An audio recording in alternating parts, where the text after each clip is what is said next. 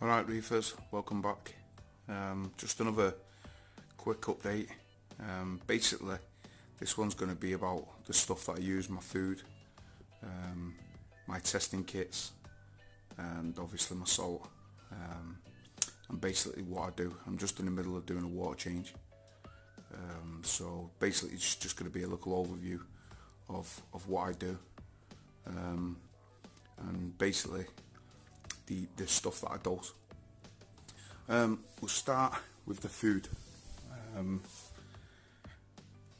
This food, the sea veggies, is mainly for my tanks. The Julian Sprungs, they seem to really love this. It's basically green seaweed. It's like a nori.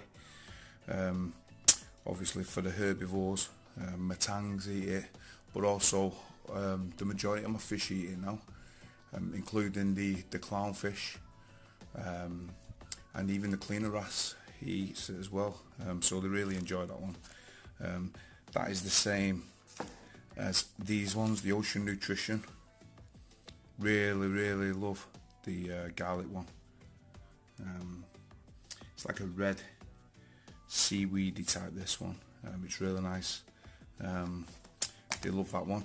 And also I've bought the green marine algae one with natural garlic extract. They're not really too keen on that one for some reason, but we put a little bit in at the same time as the red one, and they seem to eat it when there's no food in there. I also use these Hakari marine pellets, only small ones they are. Good thing about these ones is they float on top of the surface and they don't really sink to the bottom straight away, so it gives the time for the fish to go up and eat it. And then obviously you don't really want tons of leftover food on the bottom of your sand. Quite nutritious, these ones. They really seem to enjoy these, especially my clownfish. The other fish don't really get a look in when the clowns go for these. Then I go on to these Ocean Nutrition spirulina flakes. Every one of my fish love these. These ones,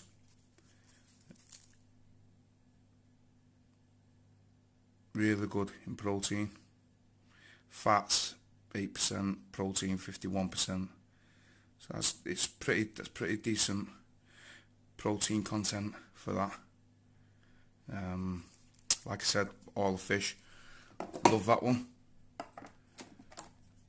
There's also these marine, the Vitalis ones. They don't really like these. The clownfish will eat them, I suppose, but as for the other fish, they don't really tend to eat these. So I tend to not really use them ones. As you can see, I've had them 6 months. Little tiny pellets, but you don't really seem to eat them, so I don't really tend to give them. And then finally, the Vitalis flakes. These are totally different. They love these flakes. Bought these at the same time, and I think I've got about a quarter of it left. Really good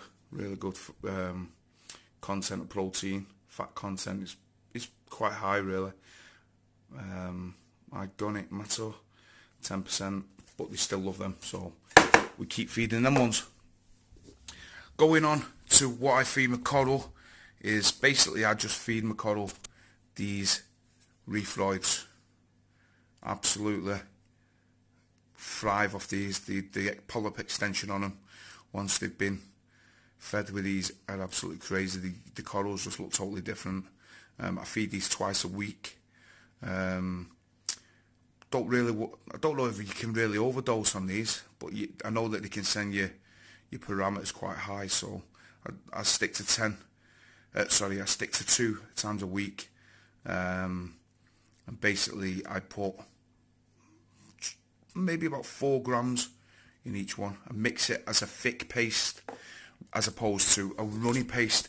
That way I can actually target feed my coral, and they seem to accept it a lot more rather than obviously a runny paste, you don't really want it too runny, as it's just floating about in your water column, so, and it could go down the overflow, and so I tend to want to really direct it into my coral, and they take it like there's no tomorrow.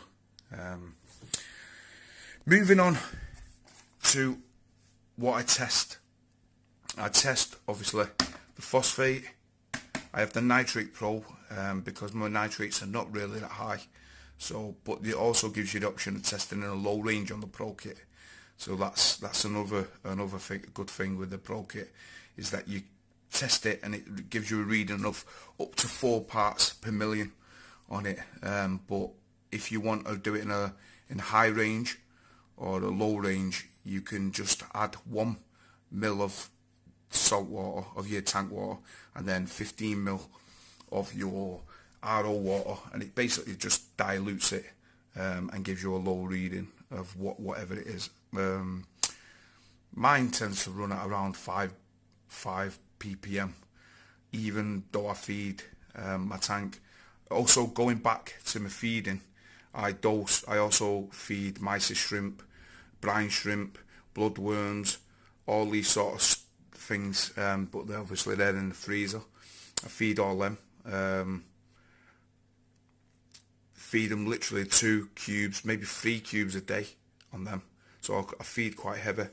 But going quickly back onto the test kits, I test, like I said, my nitrate and my phosphate. I test them once a week. I recently bought the Salifert alkalinity kit. Don't really think much of that, to be truthful. I tested my alkalinity with the Foundation Pro Red Sea, and it was giving me a totally different reading. I'd like to keep my alkalinity at around 9 to 9.2.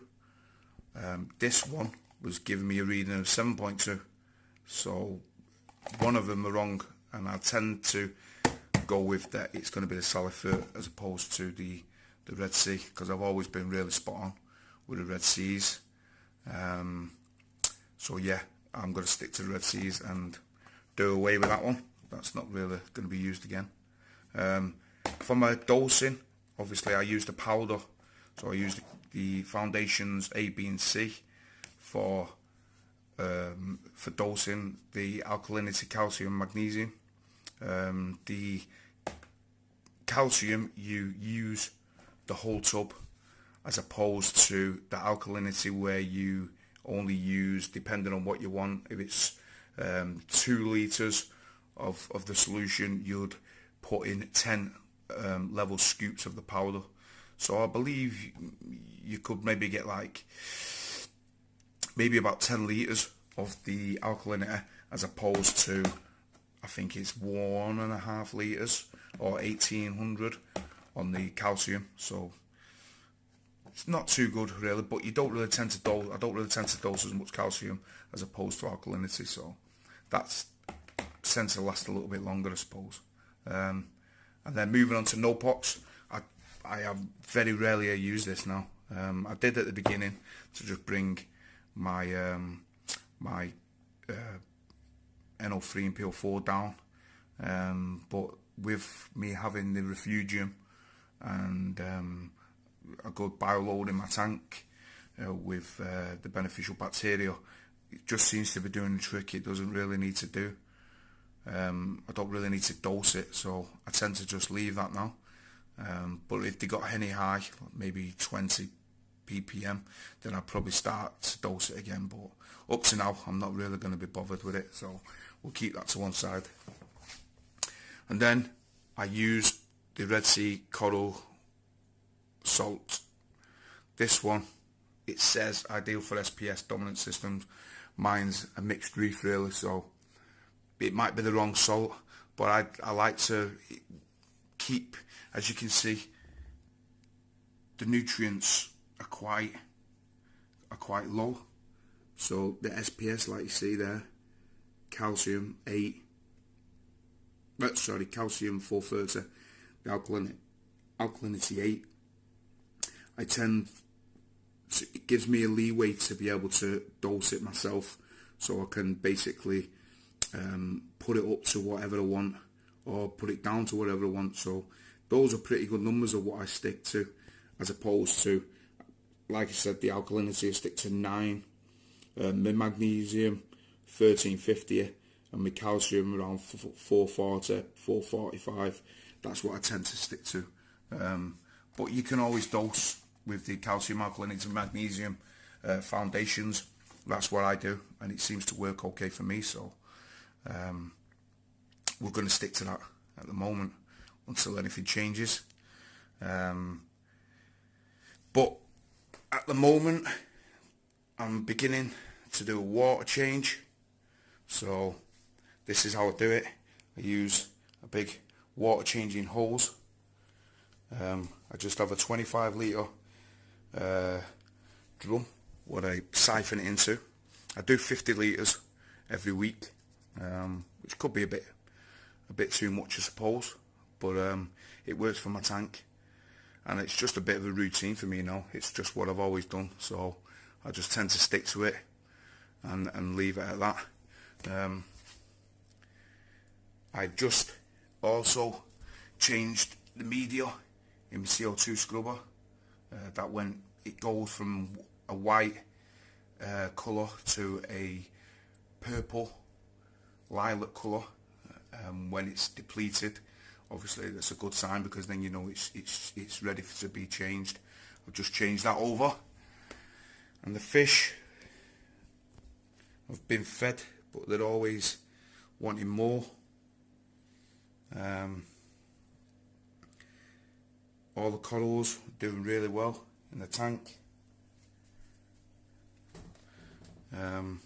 They sulk after a bit of a water change, but they get back to normal after about an hour or so.